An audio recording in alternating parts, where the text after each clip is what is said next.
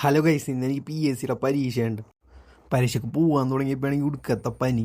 അതുകൊണ്ടാണ് ഞാൻ കുറച്ച് നേരത്തെ ഇറങ്ങിയത്. എനിക്കാണെങ്കിൽ 1:30ക്ക് പരീക്ഷയ്ക്ക് ഞാൻ ഇറങ്ങിയതാണെങ്കിൽ ഒരു 8:30 ആയപ്പോഴത്തേക്ക് ഞാൻ വീട്ടിൽ നിന്ന് ഇറങ്ങി. ശരിക്കും ഇത്രയും നേരത്തെ ഇറങ്ങേണ്ട ആവശ്യം ഉണ്ടായില്ല.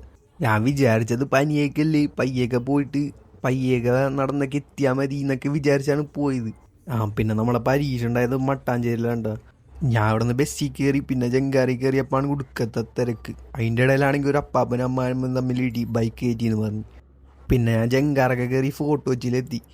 പിന്നെ അവിടെ നിന്ന് കുറച്ചും കൂടെ പോയാൽ മതിയായിരുന്നു. അതുകൊണ്ട് ഞാൻ ഓട്ടോ വിളിച്ച് പോയി. ഞാനെങ്കിൽ കാലത്തൊന്നും തിന്നിട്ടുണ്ടായില്ല.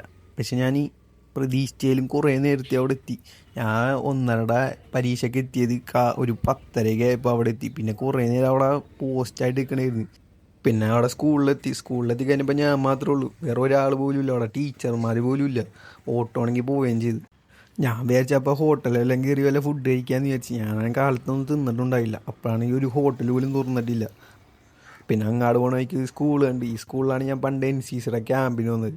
ഇവിടുത്തെ ഗേറ്റിൻ്റെ ഫ്രണ്ടിൽ ഡമ്മി തോക്കൊക്കെ പിടിച്ച് നിന്ന് എനിക്കിപ്പോൾ ഓർമ്മയുണ്ട്. ഞാൻ എക്സാം എഴുതാൻ വന്ന സ്കൂളിൽ നിന്ന് കുറേ നടന്നിട്ടാണ് ഞാൻ ഒരു ഹോട്ടൽ കണ്ടുപിടിച്ചത്. അവിടെ ഞാൻ മൊത്തം ചുറ്റിക്കറങ്ങി. എന്തായാലും കറങ്ങിയാൽ കുഴപ്പമൊന്നുമില്ല, കാരണം ഞാൻ നേരത്തെ ഇവിടെ എത്തിയല്ല. പിന്നെ ഒരു ഹോട്ടൽ കണ്ടുപിടിച്ച് അവിടെ നിന്ന് പിന്നെ മസാല ദോശ തിന്ന്. അത് കഴിഞ്ഞ് പിന്നെ ഞാൻ കുറേ നേരം അവിടെ ചുറ്റിക്കറങ്ങണമായിരുന്നു, കാരണം പിന്നെ എക്സാമിന് കുറേ ടൈം ഉണ്ടായി. പിന്നെ ഞാൻ തിരിച്ചൊരു വഴിക്ക് ആ സ്കൂളെന്ന് പറഞ്ഞില്ലേ, NCC ക്യാമ്പറ്റിൻ്റെ ഇത്, അതിൻ്റെ ഫ്രണ്ടിലൊക്കെ കുറേ ആട് നിൽക്കുന്നു. നല്ല പ്രകൃതി രമണീയായ കോളേജ്, സ്കൂൾ.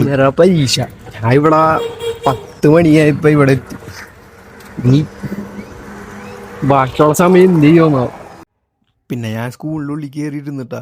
എന്നെപ്പോലെ ഒരുത്തന് നേരത്തെ വന്നിട്ടുണ്ടായി, അതുകൊണ്ട് രക്ഷപ്പെട്ട്.